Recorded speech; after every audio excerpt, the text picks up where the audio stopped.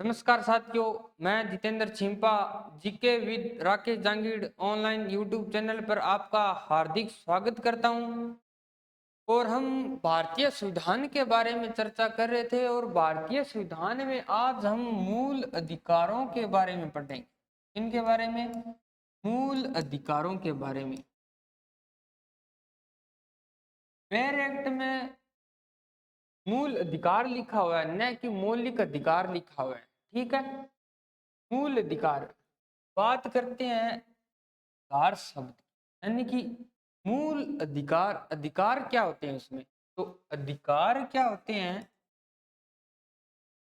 इसमें दो भूमिका होगी, एक तो समाज की और एक राज्य की। यानी कि समाज द्वारा तो क्या हो, समर्थन हो, और राज्य द्वारा क्या किया गया हो, ये लागू किया गया हो, वो तो क्या कहलाते हैं, अधिकार कहलाते हैं। समाज क्या करता हो, इसका समर्थन करता हो, तो राज्य क्या करता हो, इसे लागू कर दे, तब ये क्या बन जाता है, अधिकार कहलाता है।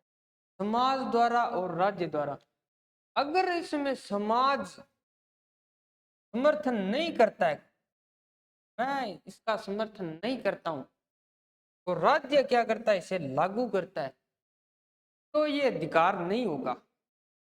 जिस तरह दहेज प्रथा है, समाज तो क्या करता है, दहेज प्रथा को समाज कहता है ठीक है, दहेज प्रथा होनी चाहिए, परंपरा चली आ रही है, उसके हिसाब से क्या कर रहा है समाज, कि दहेज प्रथा है जो होनी चाहिए, यानी कि इसका क्या कर रहा है, समर्थन कर रहा है। परंतु राज्य इसे क्या कर रहा है, लागू ही नहीं कर रहा है। राज्य क्या है, लागू नहीं कर रहा है, तो ये क्या अधिकार नहीं है। उदाहरण के तौर पर अगर हम देखें कि दहेज प्रथा जो नियम है, नियम लाया गया है, यानी कि राज्य से किसी प्रकार से लागू नहीं करता है, समाज इसका समर्थन करता है, परंतु ये अधिकार नहीं है। अगर राज्य लागू करता हो और समाज इसका क्या करता हो, समर्थन करता हो, या समाज इसका समर्थन नहीं करता हो और राज्य लागू करता हो, तो भी अधिकार नहीं। दोनों का होना जरूरी है, समाज और राज्य। समाज समर्थन करे और राज्य क्या करे, इसे लागू करता हो, तब ये क्या कहलाते हैं, मौलिक अधिकार। पर मौलिक अधिकार यानी कि मौलिक नहीं बोलना चाहिए, क्योंकि मूल अधिकार डायरेक्ट उसमें क्या दिया गया, मूल अधिकार, मूल शब्दावली दी गई है, मूल अधिकार, तो इसे हम मूल अधिकार बोलेंगे। अगर हम अधिकारों की चर्चा करें, अगर हम अधिकारों की चर्चा करें, तो ये तीन प्रकार से हैं। कितने प्रकार के हैं, तीन प्रकार के हैं मूल अधिकार। एक तो है प्राकृतिक, प्राकृतिक अधिकार।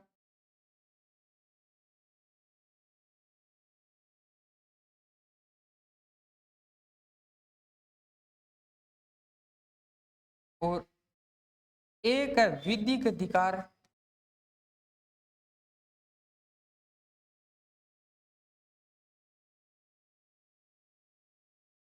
और एक है ऐतिहासिक अधिकार।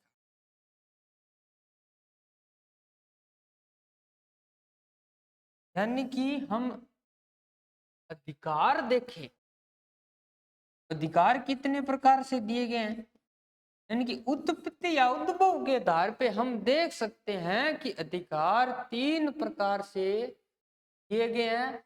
एक तो प्राकृतिक अधिकार जो प्रकृति द्वारा, और विधिक अधिकार ये राज्य द्वारा, और ऐतिहासिक अधिकार हो जाएगा ये जो हमारी परंपराएं रूढ़ियां चलती आ रही है, तो वो क्या हो जाएंगे, ऐतिहासिक अधिकार। अधिकार तीन प्रकार से, सामान्यतः उत्पत्ति के आधार पे, मान लो उद्भव के आधार पे, तो ये तीन प्रकार के अधिकार हैं। प्राकृतिक अधिकार, प्राकृतिक अधिकारों की चर्चा करते हैं हम। अगर प्राकृतिक अधिकारों की बात करते हैं, तो जैसे जीवन जीने का अधिकार, या फिर हम इसे बोल सकते हैं गरिमापूर्ण जीवन जीने का अधिकार। ऐसे लिखेंगे, गरिमापूर्ण, गरिमापूर्ण जीवन जीने का अधिकार। ये भी एक प्रकार से क्या प्रकृति द्वारा दिया गया है, हमें जीवन जीने का अधिकार है जो प्रकृति ने दिया है, ये राज्य ने नहीं दिया है। हम जैसा चाहे वैसा जीवन जी सकते हैं, ठीक है। ये तो क्या हो गया प्राकृतिक अधिकार। विधिक अधिकार जो राज्य बनाता है, विधिक अधिकारों को कम या समाप्त किया जा सकता है, परंतु प्राकृतिक अधिकारों को कम या समाप्त नहीं किया जा सकता। अब कह दे कि हमारी गरिमापूर्ण जीवन जीने का अधिकार है, इसे समाप्त कर दिया जाए, तो इसे समाप्त नहीं किया जा सकता। विधिक अधिकार है जो क्या है राज्य द्वारा निर्मित है, इसे कम या समाप्त किया जा सकता है, ठीक है।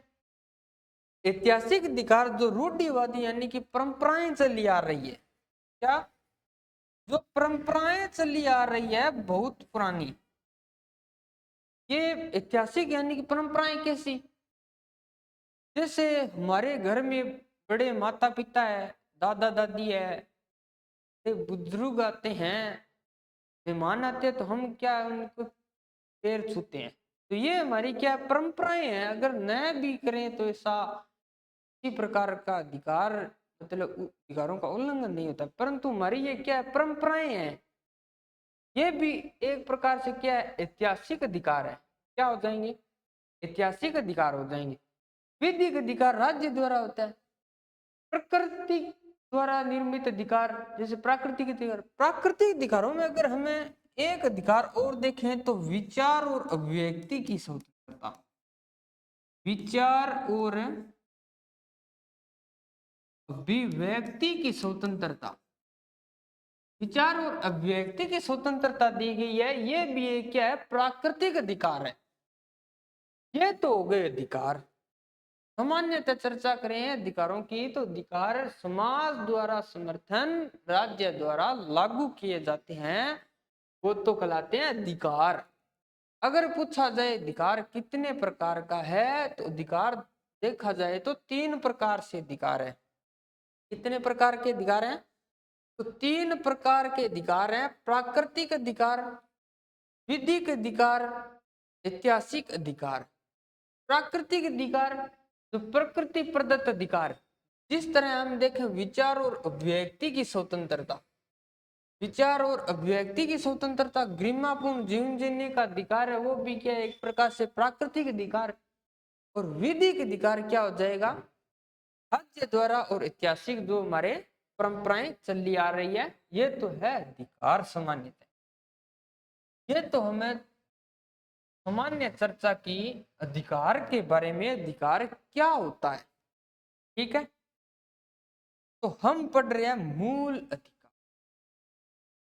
अगर इन अधिकारों की बात करते हैं विश्व स्तर पर, वैश्विक स्तर पर देखते हैं इन अधिकारों को, तो 1215 ईस्वी में इंग्लैंड में 1215 ईस्वी में एक मेघना कार्टा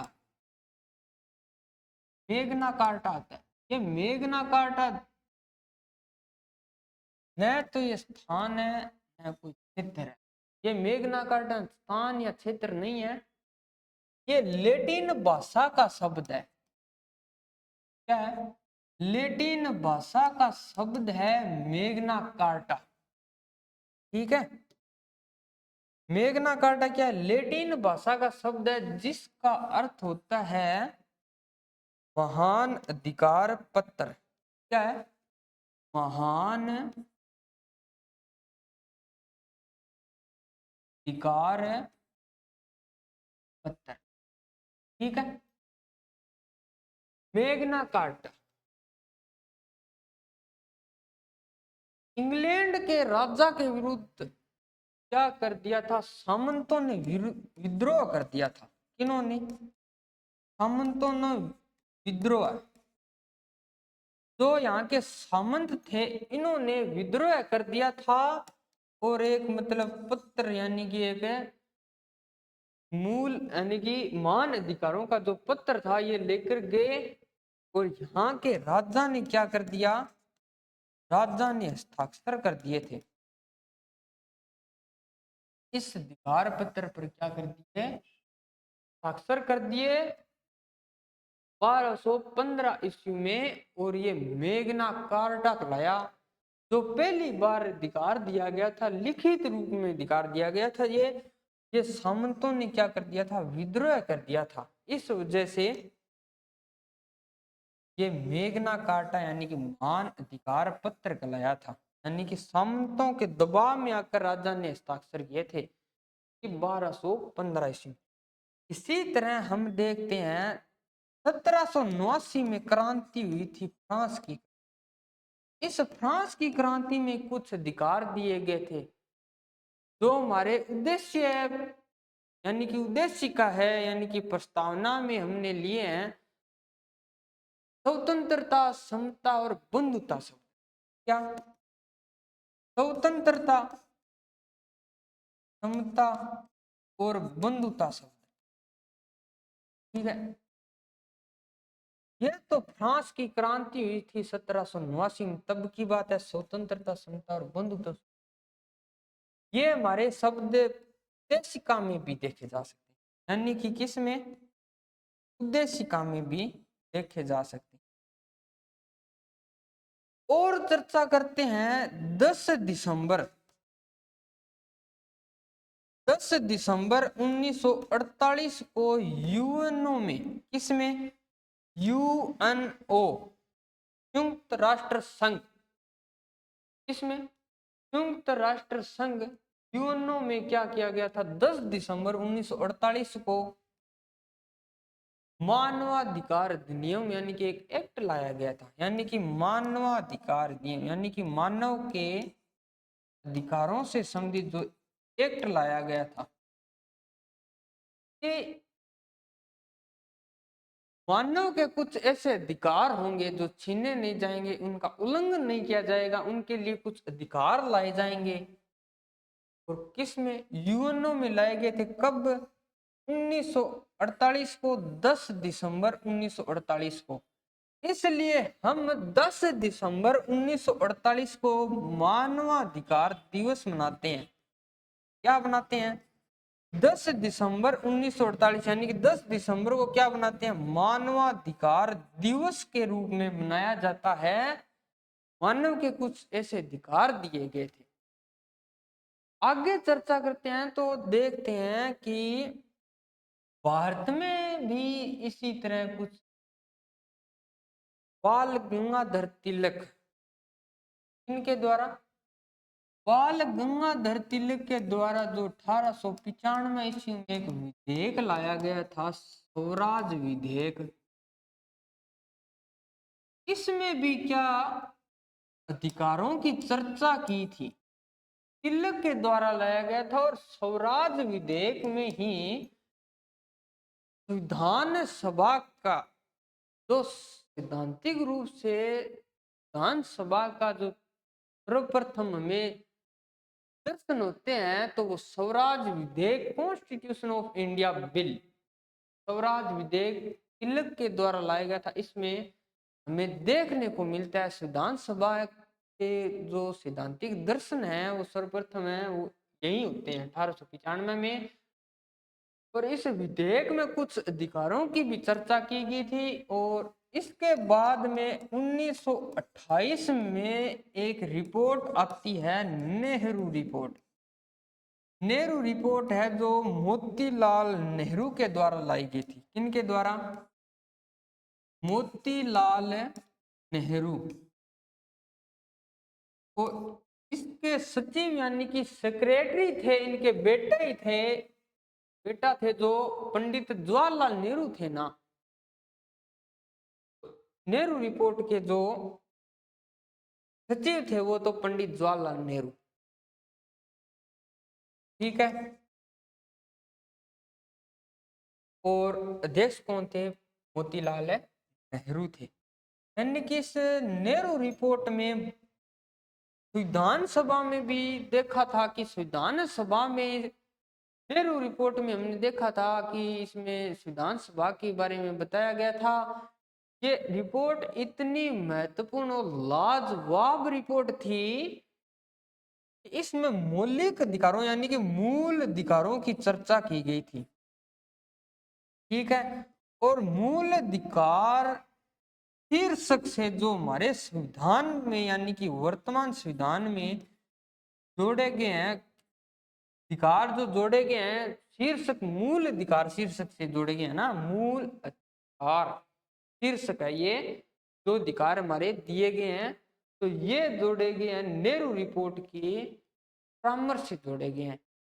यानी कि मोतीलाल नेहरू जी के द्वारा जो रिपोर्ट लाई गई थी, और इस नेहरू रिपोर्ट में संसदीय व्यवस्था की भी चर्चा की थी, और संसदीय व्यवस्था को हमने लगभग हूबहू अपनाया था।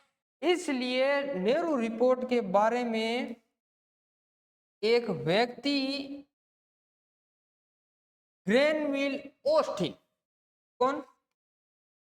ग्रेनविल ओस्टिन, ग्रेनविल ओस्टिन ने इस रिपोर्ट के बारे में कहते हैं, नेहरू रिपोर्ट के बारे में, कि ये तो क्या है, फंडामेंटल राइट्स यानी कि मूल अधिकारों की क्या है, यानी कि नेहरू रिपोर्ट ग्रेनविल ओस्टिन यानी कि अग्रदूत है।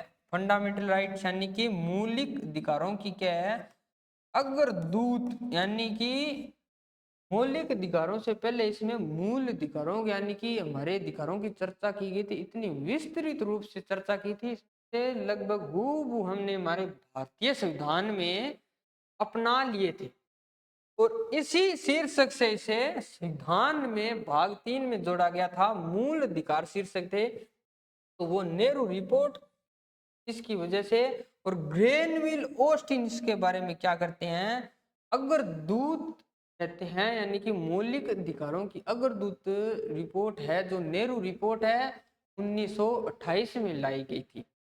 इसके बाद में 1928 के बाद में हम देखते हैं संविधान सभा।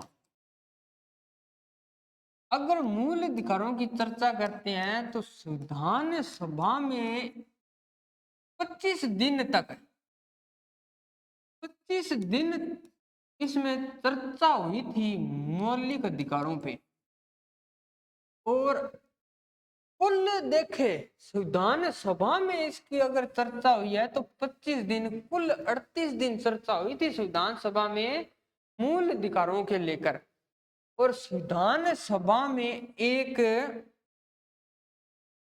क्या बनाई गई थी, समिति थी। विधानसभा में एक सलाहकार कह सकते हैं, सलाहकार है या परामर्शदाता समिति,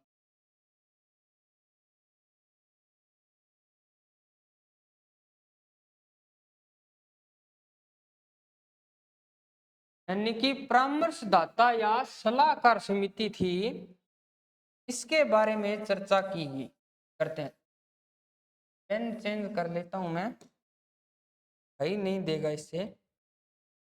यानी कि जो समिति थी कौन सी, सलाहकार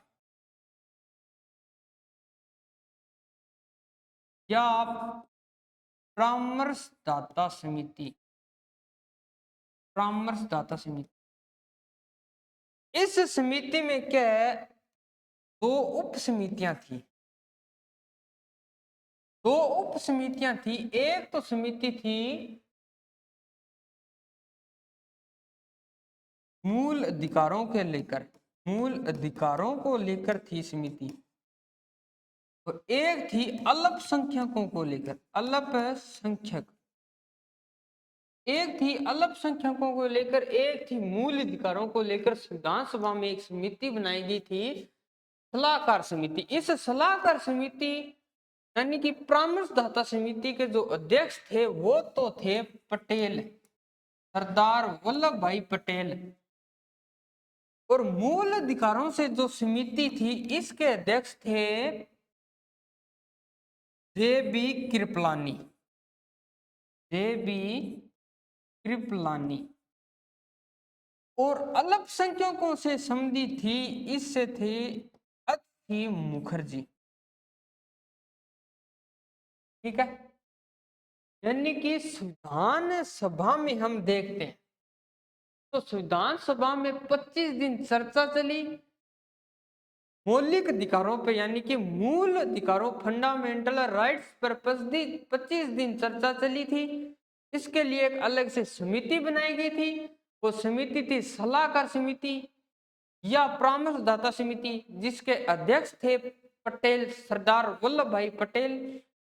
और इस समिति की दो उप समितियां थी, वो थी एक तो मूल अधिकारों से संबंधित उप समिति जिसके अध्यक्ष थे जे बी कृपलानी, और एक थी अल्पसंख्यकों को लेकर समिति थी, वो समिति थी अल्पसंख्यक समिति जिसके अध्यक्ष थे अच्छी मुखर्जी।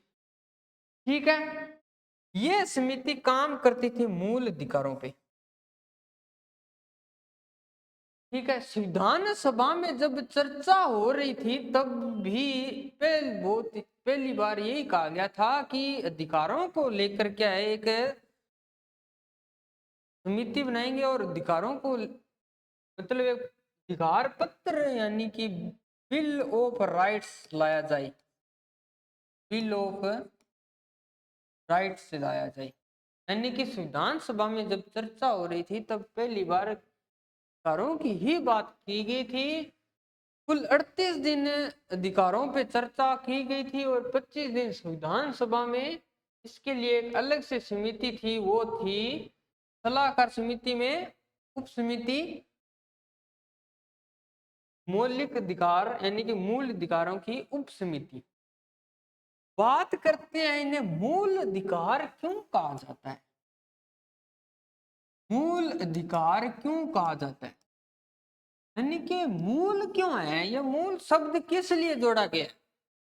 तो ये मूल शब्द है जो यानी कि ये क्या है, एक तो न्याय योग्य, क्या है, न्याय योग्य, और व्यक्ति के क्या है, सर्वांगीण विकास, व्यक्ति के क्या है, सर्वांगीण विकास के लिए,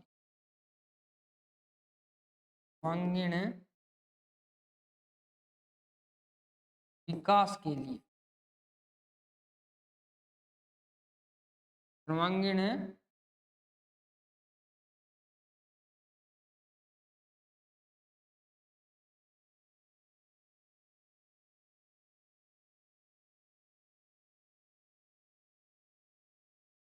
सर्वांगीण विकास के लिए न्याय योग्य है। और इनमें अगर हम परिवर्तन करना चाहेंगे तो हान संशोधन करना पड़ेगा। क्या करना पड़ेगा, हान संशोधन। अब बात करते हैं मौलिक अधिकारों को मूल अधिकार ही क्यों कहा जाता है, क्योंकि ये क्या है, न्याय योग्य। न्याय योग्य कैसे, यानी कि इन अधिकारों का अगर हम उल्लंघन करते हैं मूल अधिकारों का, जैसे मैंने किसी भी अधिकार का, गरिमापूर्ण जीवन जीने के अधिकार का, या किसी प्रकार से मैंने प्रदूषण कर रहा हूं तो आपके मतलब स्वच्छ प्रदूषण और प्रदूषण रहित जीवन जीने का जो अधिकार का उल्लंघन हो रहा है, तो आप कोर्ट में जा सकते हैं कि इस व्यक्ति ने क्या किया, हमारे अधिकारों का उल्लंघन किया, मूल अधिकारों का क्या क्या उल्लंघन किया। इसमें ये मतलब क्या, कोर्ट में जाके अपील की जा सकती है। एक मूल अधिकार इसलिए भी कहा जाता है क्योंकि इसकी रक्षा स्वयं मूल अधिकार ही करते हैं।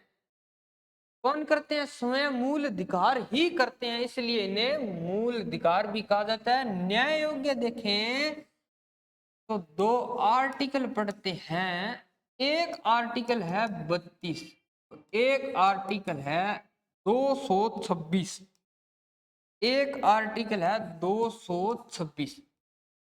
आर्टिकल 32 के तहत हम जा सकते हैं सुप्रीम कोर्ट और आर्टिकल 226 के तहत जा सकते हैं हाई कोर्ट। सुप्रीम कोर्ट सर्वोच्च न्यायालय या उच्चतम न्यायालय एक ही बात है, हाई कोर्ट या उच्च न्यायालय एक ही बात है। ठीक है, सुप्रीम कोर्ट यानी सर्वोच्च न्यायालय में जाएंगे आर्टिकल 32, और हाई कोर्ट में जाएंगे तो 226 के तहत रिट लगाई जा सकती है। इसलिए इन्हें क्या कहा जाता है, न्याय योग्य है, यानी कि इन पर किसी प्रकार का प्रतिबंध नहीं है, ये व्यक्तियों को दिए गए हैं, व्यक्तियों के सर्वांगीण विकास के लिए है। सर्वांगीण विकास के लिए अगर हम देखें कि सर्वांगीण विकास के लिए कैसे हैं, तो ये क्या करता है, शिक्षा। आज के जीवन में देखा जाए तो शिक्षा बहुत महत्वपूर्ण मुद्दा है। शिक्षा सुव्यवस्थित तरीके से अगर शिक्षा प्राप्त की है तो वो व्यक्ति अच्छा कामयाब माना जाता है। ठीक है, व्यक्ति के सर्वांगीण विकास यानी कि शिक्षा, शिक्षा व्यक्ति की अहम भूमिका है। तो यानी कि व्यक्ति का क्या इसमें सर्वांगीण विकास है कि नहीं है, इसमें शिक्षा, इसमें कुछ जीव यानी कि जीवन जीने का अधिकार, यानी कि गरिमापूर्ण रहने का अधिकार भी कह सकते हैं। ठीक है, इसी तरह यह तो क्या होंगे व्यक्ति के सर्वांगीण विकास में। अगर हमें इनमें परिवर्तन करना है तो क्या करना पड़ेगा, संविधान संशोधन करना पड़ेगा। मूल अधिकारों को साधारण बहुमत से परिवर्तन नहीं किया जा सकता है। इन्हें आर्टिकल 368 के तहत विशेष बहुमत द्वारा ही परिवर्तन किया जा सकता है, संविधान संशोधन करके। बात करते हैं संविधान। भारतीय संविधान के अनुच्छेद 368 में, भारतीय संविधान के अनुच्छेद 368 में संविधान संशोधन है जो दो तरह से दिया गया है। एक तो दिया गया विशेष बहुमत से और एक दिया गया है विशेष बहुमत प्लस आधे राज्यों का बहुमत। साधारण बहुमत नहीं दिया गया। ये जो साधारण बहुमत है ये नहीं दिया गया।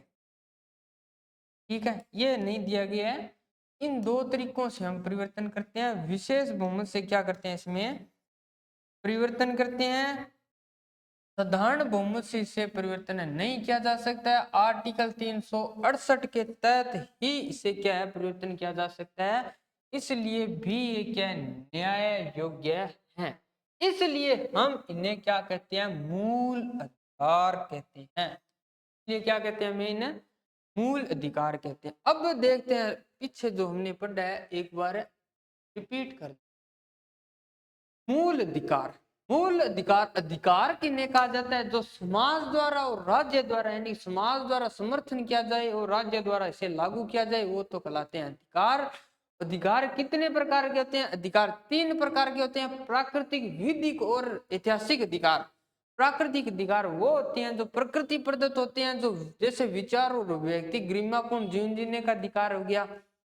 ऐतिहासिक अधिकार जो हमारी परंपराएं रूढ़ियां चली आ रही है, जैसे हमारे बड़े बुजुर्गों का पैर छूना, ये मैंने आपको बताया। विधिक अधिकार जो राज्य द्वारा दिया गया है। फिर वैश्विक स्तर पे देखा था कि 1215 ईस्वी में मैग्ना कार्टा, जिसे जो लैटिन भाषा का शब्द है, जिसे महान अधिकार पत्र कहा जाता है, 1789 में फ्रांस की क्रांति हुई थी, वहां से स्वतंत्रता समता बंधुत्व शब्द भी हमने लिए उद्देश्य में। ये भी एक अधिकारों की चर्चा की गई थी और यूएनओ में अधिकारों की चर्चा की गई थी 10 दिसंबर 1948 को। और मानवाधिकार दिवस मनाया जाता है 10 दिसंबर को मनाया जाता है। उसके बाद चर्चा करते हैं हमारे भारत के संदर्भ में तो 1895 ईस्वी में एक विधेयक लाया गया था, स्वराज विधेयक। इस स्वराज विधेयक में अधिकारों की चर्चा की गई थी। 1928 में नेहरू रिपोर्ट लाई गई थी, जिसके अध्यक्ष मोतीलाल नेहरू थे। मूल अधिकार शीर्षक के नाम से जो मूल अधिकार जोड़े गए थे वो इस नेहरू रिपोर्ट की सिफारिश पर जोड़े गए थे। और इस नेहरू रिपोर्ट को मूल अधिकारों का अगर दूत कहा है तो वो किसने कहा है, ग्रेनविल ऑस्टिन ने कहा है। किसने कहा है, ग्रेनविल ऑस्टिन ने कहा है। उसके बाद चर्चा करते हैं हम संविधान सभा में। अगर देखा जाए मूल अधिकारों की, विधान सभा में मूल अधिकारों पर 25 दिन चर्चा होती है। सलाहकार समिति या परामर्शदाता समिति होती है, जिसके अध्यक्ष पटेल सरदार वल्लभ भाई पटेल होते हैं। इसकी उप समितियां होती है, दो उप समितियां होती है। एक तो होती है मूल अधिकारों की उप समिति, एक होती है अल्पसंख्यकों की उप समिति। जो मूल अधिकारों की उप समिति है उसके अध्यक्ष होते हैं जे.बी. कृपलानी और अल्पसंख्यकों की उप समिति होती है उसके अध्यक्ष है हरेंद्र कुमार अच्छी मुखर्जी अध्यक्ष होते हैं। ठीक है, और मूल अधिकारों के बारे में चर्चा कर रहे थे। हम देख रहे थे कि मूल अधिकारों के मूल क्यों कहा जाता है। मूल इसलिए कहा जाता है क्योंकि ये न्याय योग्य होते हैं, व्यक्ति के सर्वांगीण विकास के लिए होते हैं, और ये क्या होते हैं, यानी कि अगर परिवर्तन करना है तो संविधान संशोधन के द्वारा ही परिवर्तन किया जा सकता है, अन्यथा साधारण बहुमत के द्वारा इनमें परिवर्तन नहीं किया जा सकता है। ठीक है, इसलिए ये मूल अधिकार कहलाते हैं। मूल इसलिए कहा जाता है इनको। ठीक है, ये तो हमने चर्चा की, मौलिक अधिकारों पे सामान्य सी चर्चा की थी एक। अब देखते हैं हमें मूल अधिकार भारतीय संविधान में किस भाग में दिए गए हैं। तो भारतीय संविधान में अगर मूल अधिकार देखें तो भाग 3 में, भाग 3 में दिए गए हैं मूल अधिकार। क्या दिए गए हैं? मूल अधिकार। और ये मूल अधिकार 12 से लेकर 35 तक, यानी कि अनुच्छेद है तो इसके कितने हैं? अनुच्छेद है 12 से लेके 35 तक। तो भारतीय संविधान का भाग 3 क्या कहलाता है? भारतीय संविधान का, भारतीय संविधान का मेग्ना कार्टा,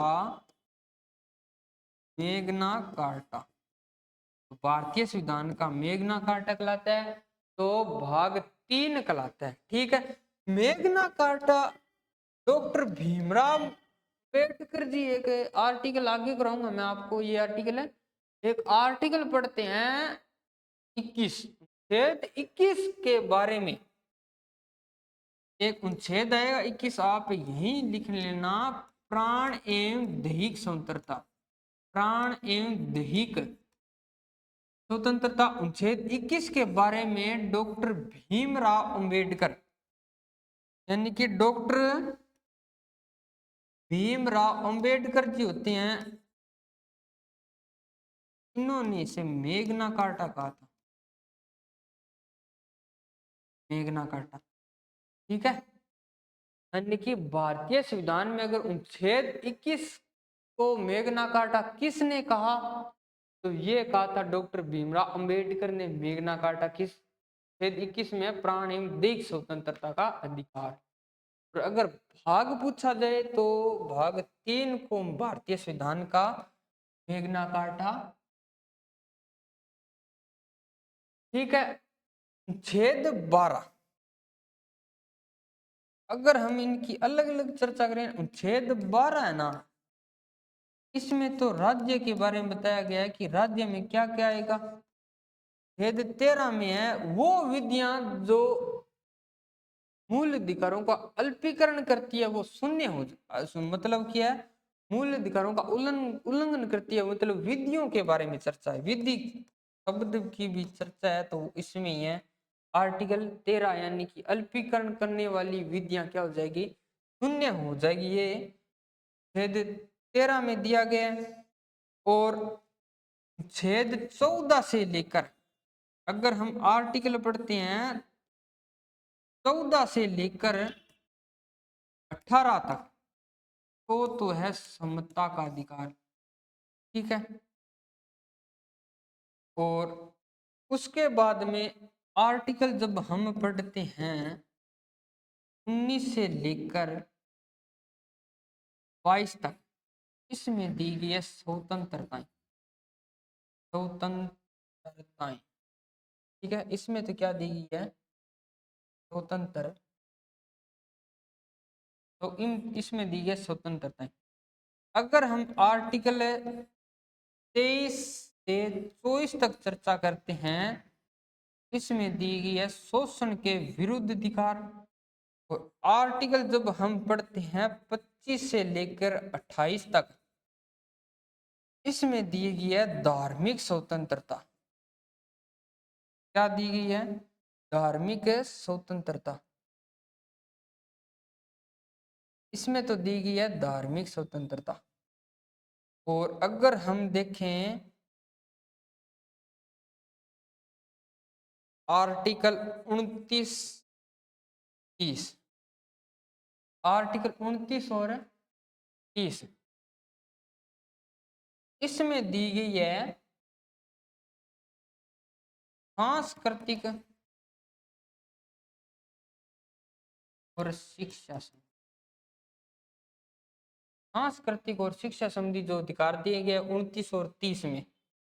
और आर्टिकल 31 जो था संपत्ति का अधिकार, इसको क्या कर दिया है 44वें संविधान संशोधन 1978 द्वारा आर्टिकल 300 क में, आर्टिकल 300 क में विधिक अधिकार बना दिया। क्या बना दिया? विधिक अधिकार बना दिया। तो हम बात कर रहे थे इन मूल अधिकारों के बारे में चर्चा कर रहे थे। मूल अधिकारों की चर्चा करते हैं। भाग 3 में मूल अधिकार दिए गए हैं, अनुच्छेद 12 से 35 तक दिए गए हैं। भारतीय संविधान का मेग्ना कार्टा भाग 3 कहलाता है। वो भारतीय संविधान का मेग्ना कार्टा हो गया। भाग 3 में 12 से 35 तक देखते हैं तो 14 से लेकर 18 तक कौन से आर्टिकल आते हैं? अगर हम देखते हैं आर्टिकल 14 से लेकर 18 तक आती है समता। अगर हम देखें स्वतंत्रता आती है तो आर्टिकल 19 से लेकर 22 तक स्वतंत्रता आती है। इसका ये सीक्वेंस बहुत बार पूछा जाता है, बहुत बार पूछा जाता है ये सीक्वेंस। स्वतंत्रता आती है जो 19 से 22 तक है। और शोषण के विरुद्ध अधिकार ये आता है आर्टिकल 23 और 24।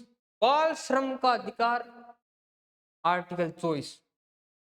और धार्मिक स्वतंत्रता के बारे में आती है तो वो है आर्टिकल 25 से लेकर 28 तक आती है धार्मिक स्वतंत्रता का अधिकार। सांस्कृतिक शिक्षा का अधिकार या फिर इसे शिक्षा या संस्कृति का जो अधिकार दिए गए हैं तो आर्टिकल 29 और 30 में। 31 में दिया गया था संपत्ति का अधिकार, जिसे 44वें संविधान संशोधन 1978 के द्वारा आर्टिकल 300 क में विधिक अधिकार बना दिया। ठीक है, ये थे आर्टिकल। बाकी की चर्चा करेंगे हम कल। एक एक आर्टिकल पर चर्चा करेंगे। आर्टिकल 12, आर्टिकल 13, फिर समता का अधिकार पढ़ेंगे, स्वतंत्रता का अधिकार पढ़ेंगे, शोषण के विरुद्ध अधिकार पढ़ेंगे, धार्मिक स्वतंत्रता का अधिकार, सांस्कृतिक शिक्षा का अधिकार। एक एक आर्टिकल पर हम विशेष रूप से चर्चा करेंगे। प्रत्येक अनुच्छेद को इनके सब पार्ट दिए गए, इन पे विस्तृत चर्चा करेंगे। एक भी क्वेश्चन बाहर नहीं जाएगा इनसे। इस तरह से हम तैयार करेंगे। कल पढ़ेंगे आर्टिकल 12, 13 पढ़ेंगे। हो सकता है ये भी कर लेंगे समता का अधिकार। धन्यवाद आप सभी का।